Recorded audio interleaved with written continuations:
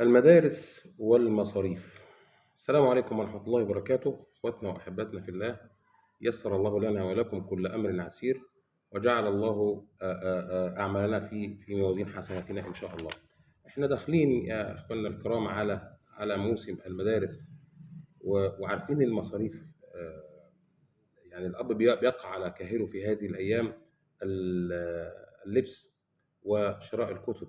طبعا زي ما احنا عارفين ان إح- ان ان ان ان الوزاره ما عادش بتطبع كتب خلاص، والكتب الخارجيه بقت يعني اجاركم الله، يعني كتاب واحد ممكن بس حد يعدي 500 700 800 جنيه.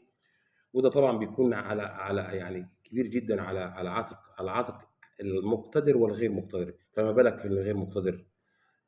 كمان الملابس المدرسية يا إخواننا يعني بقت مشكلة يعني كبيرة جدا. وفي ظل هذه الغلاء الأسعار، الواد يعني أقل ولد هيحتاج 1000 1000 ونص 2000 عشان حتى يقدر يتماشى مع زمايله. طيب أنا ليه ما نقترحش فهنا بناشد أهل الخير، وبناشد التجار أهل الخير على الخصوص، والتجار بالعموم. اخواتنا اللي بيتاجروا في الملابس ليه؟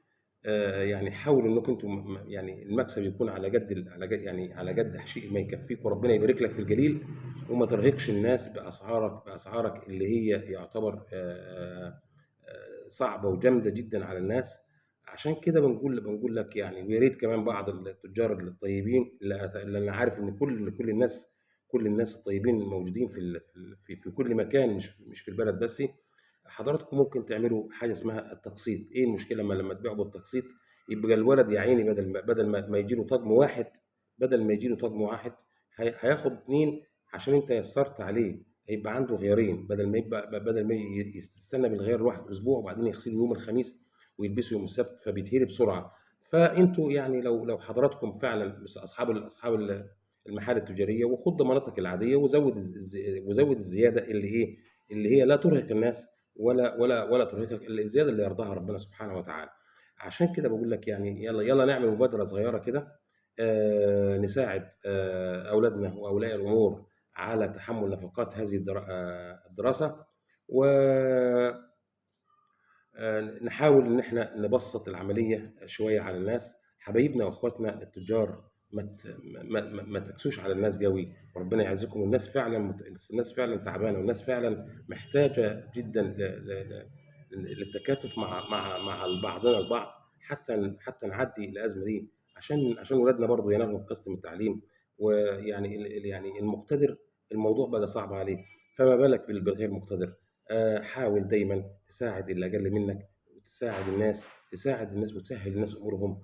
من فرج عن مسلم كربة من كرب الدنيا، فرج الله عنه كربة من كرب يوم القيامة. اخواتنا وحباتنا في الله، اتفقنا. يلا رسالة جديدة، ان على التجار بلاش المكسب اللي هو يحش الوسط بتاع الناس. ويا ريت واحد يتطوع، الناس تتطوع انها تكون تشتغل بالقسط، والله هيكسب اكتر من العادي، وياخد ضمانته عاديه تمام تمام.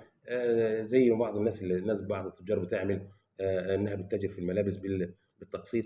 فيا ريت الحته دي بالذات، اللي هي حته ملابس المدرسه، حد يتطوع من اصحاب محلات الملابس، انه وحتى بتاع الكوتشات، وبتاع الحاجات اللي هي المستلزمات المدارس اللي هي زي كده. عادي مفيش مشكله انه يعمل تقسيط، حاجه مريحه. يعني لو الطالب الواحد هيدفع 200 جنيه في الشهر، بدل ما يدفع 2000 2000 ونص 2000 وحاجه في الشهر لسه، وهيخش على موضوع المصاريف المدرسيه اللي هي مرهقه جدا جدا جدا، واللي هنتولها فيما بعد. يلا، سلام عليكم.